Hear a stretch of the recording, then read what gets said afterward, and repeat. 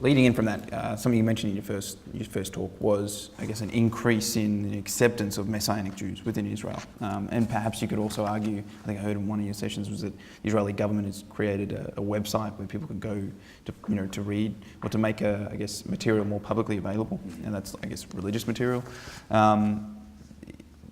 Where does that lead, do you think? I talked about the Messianic Jews being more accepted in Israeli society, a parallel phenomenon. And look, Israel, again, tries to be as secular as it can, but that was never God's calling for the nation, so they're fighting against themselves. They're pulling in one direction, but God has always been pulling them back in another direction. And so they struggle internally with the faith of the nation. Yeah. But 20 years ago, when the Oslo Accords were signed, I believe, and it was evident to me when I got there, that Israel was at a very secular point in its modern history, because they believed that we had finally done it. We had made peace. And it wasn't but 1 year later that whole thing started to unravel with the launch of the Intifada and the death of Yitzhak Rabin. Yeah. And slowly over the course of the 20 years, everyone began to realize, wow, we accomplished nothing. We weren't able to do it. And whether it's purposeful or not, a lot of them today will just, throw up their hands and look to heaven. Whether they actually mean to rely on God or not, they realize that they can no longer rely on themselves. So you're coming to a point where they're searching for that strength, that was behind their nation in God's hands. And as a result of that, you see things like this starting to crop up again. I mean, Israel has always taught Bible in its schools, in its public schools. But over the past couple of years, the Prime Minister's Bible study has been reestablished. Yeah. It was back in the time of Ben Gurion that it started, but it hadn't been in the intervening years, and so Netanyahu's restarted that. Up until the last election, there were 2 separate Bible studies, either weekly or monthly, in the Knesset, started by 2 different parties, one by a religious party and one by a quote-unquote secular party. So there were 2 Bible studies taking place in Israel's halls of power every week. And at the same time, the government, as you mentioned, started this website called Project 929.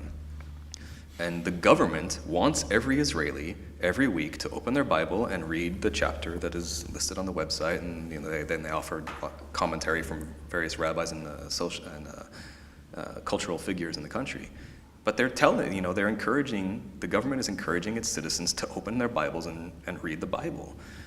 And this is just one small indication that while Israel is still very secular and is trying to be secular, there is a pull in the opposite direction, whether they like it or not.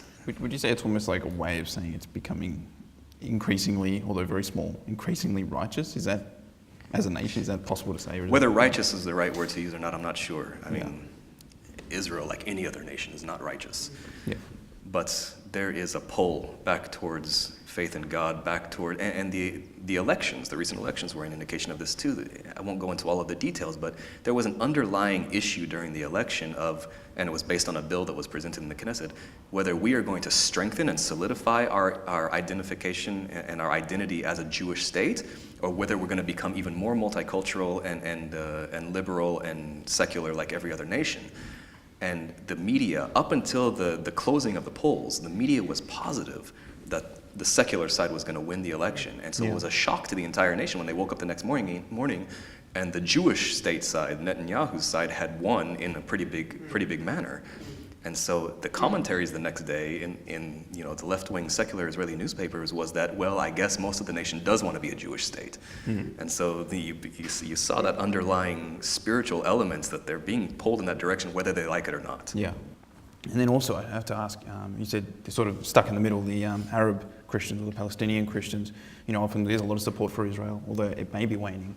Are you aware of how Christians could support brothers and sisters in Palestine who are Christian? I would say is to seek out those Palestinian churches, and there are some, again, that we're connected with in Jerusalem and in Bethlehem, and this is probably the best course of action for them to take. They're staying as far away from the conflict as they can. Yeah. They're not anti-Israel, they're actually pro-Israel if you talk to them privately, but they're not going to take that position publicly. They're just going to leave the conflict as much out of what they do as they possibly can, and they're trying to save the Muslims. And honestly, for Israel's sake, that's the best thing that could happen, is if the Muslims would come to Yeshua. And interestingly enough, on that topic, some years ago there was an American woman who was married to a Palestinian Christian gentleman, and she ran a ministry down in Jericho. And they had a congregation there, but the ministry itself was to provide aid to needy Palestinians, water, food, whatever. And the IDF, for a number of years, was facilitating her in all of her requests. They wanted her to get to these areas because even the IDF recognized, if this woman can get those Muslims to become Christians, it'll be better for us.